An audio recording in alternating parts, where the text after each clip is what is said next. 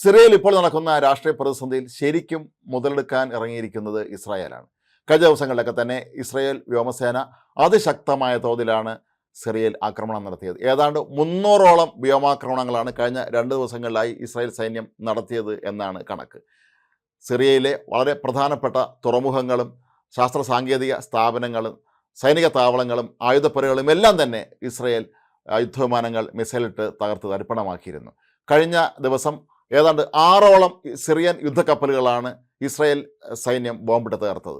വളരെ കൃത്യമായി കപ്പലുകളെ തന്നെ ലക്ഷ്യമിട്ട് നടത്തിയ ആക്രമണത്തിൽ തുറമുഖത്തിനോ മറ്റ് പരിസരങ്ങൾക്കോ ഒന്നും തന്നെ യാതൊരു തരത്തിലുള്ള കേടുപാടും സംഭവിച്ചിട്ടില്ല. സിറിയൻ സേനയുടെ ഏറ്റവും പ്രധാനപ്പെട്ട 6 യുദ്ധക്കപ്പലുകളാണ് ഇസ്രായേൽ സൈന്യം മിസൈൽ അയച്ച് തകർത്തത്.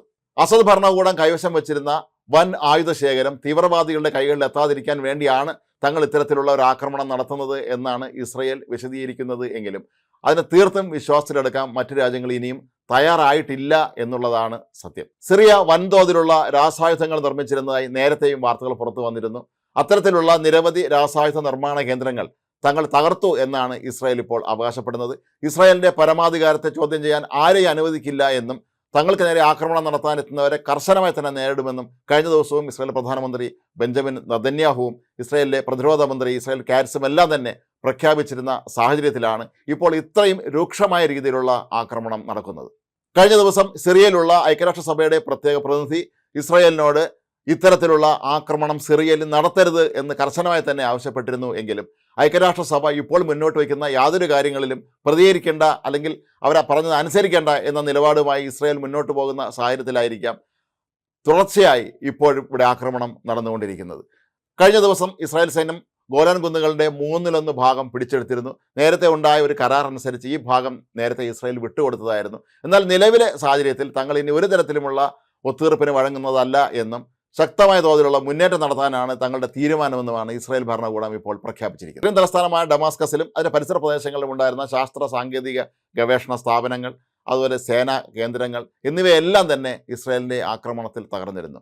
ഈ ഗവേഷണ കേന്ദ്രങ്ങളെല്ലാം തന്നെ അവർക്ക് രാസായുധമുണ്ടാക്കാനും മറ്റു മാരകമായ ആയുധങ്ങൾ നിർമ്മിക്കാനും വേണ്ടി മാത്രമാണ് പ്രവർത്തിച്ചിരുന്നത് എന്ന് നേരത്തെയും ഇസ്രായേൽ ആരോപണം ഉന്നയിച്ചിരുന്നു. സിറിയയുടെ മിസൈൽ പ്രതിരോധ സംവിധാനങ്ങൾ ആദ്യമേ തന്നെ തകർത്ത് തള്ളിക്കൊണ്ടാണ് ഇസ്രായേൽ യുദ്ധവിമാനങ്ങൾ അവിടേക്ക് ആക്രമണം ആരംഭിച്ചത്.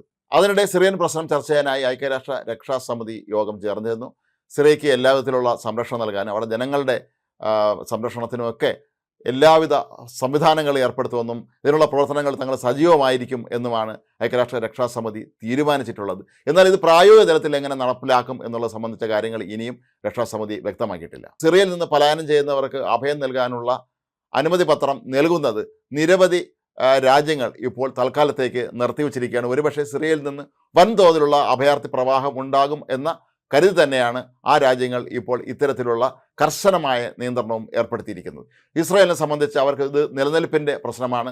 4 ഭാഗത്തു നിന്ന് തങ്ങളെ വളഞ്ഞിട്ട് ആക്രമിക്കുന്ന രീതിയിലാണ് കാര്യങ്ങൾ കൊണ്ടുവന്ന് എത്തിച്ചിരിക്കുന്നത് എന്നാണ് ഇസ്രായേൽ പലവട്ടം ആരോപിക്കുന്നത്. ഒരു വശത്ത് ഹിസ്ബുള്ള, മറുവശത്ത് ഹമാസ്, ഇറാൻ മറ്റൊരു ഭാഗത്ത്, കൂടാതെ സിറിയയെ തങ്ങളുടെ നിലനിൽപ്പിനെ ചോദ്യം ചെയ്യുന്ന എല്ലാ ശക്തികളെയും തങ്ങൾ കർശനമായി തന്നെ നേരിടുമെന്നും അതിൻ്റെ ഭാഗമായിട്ട് തന്നെയാണ് അപ്പോൾ ഇത്തരത്തിൽ സിറിയയിലേക്ക് കടന്നു കയറി തങ്ങൾ ആക്രമണം നടത്തുന്നത് എന്നുമാണ് ഇസ്രായേൽ അവകാശപ്പെടുന്നത്. ഇസ്രായേൽ പ്രധാനമന്ത്രി ബെഞ്ചമിൻ നെതന്യാഹുവിനെതിരെ മനുഷ്യാവകാശ ലംഘനങ്ങളുടെ പേരിൽ അന്താരാഷ്ട്ര ക്രിമിനൽ കോടതി അറസ്റ്റ് വാറണ്ട് പുറപ്പെടുവിച്ചിരുന്നു. എന്നാൽ ഇതെല്ലാം തള്ളിക്കളഞ്ഞുകൊണ്ട് തങ്ങൾക്കിതൊന്നും ബാധകമല്ല എന്നും ഐക്യരാഷ്ട്രസഭയിൽ നടക്കുന്ന എല്ലാ കാര്യങ്ങളും ഇസ്രായേലിന് എതിരായിട്ടുള്ളതാണ് എന്നുമാണ് നെതന്യാഹുവിൻ്റെയും അദ്ദേഹത്തിൻ്റെ സഹപ്രവർത്തകരുടെയും നിലപാട്. ഏതായാലും ഈ ദിവസങ്ങളിലൊക്കെ തന്നെ സിറിയയിൽ ആക്രമണം കൂടുതൽ ശക്തമാക്കാൻ തന്നെയായിരിക്കും ഇസ്രായേൽ തയ്യാറെടുക്കുന്നത്. തങ്ങളുടെ ഓരോരോ ശത്രുക്കളെയായി പൂർണ്ണമായും ഇല്ലാതാക്കാനുള്ള നീക്കത്തിൻ്റെ ഭാഗമായിട്ട് കൂടി തന്നെയാണ് ഇത്തരത്തിലുള്ള ആക്രമണങ്ങൾ ഇപ്പോൾ ഇസ്രായേൽ നടത്തുന്നത്.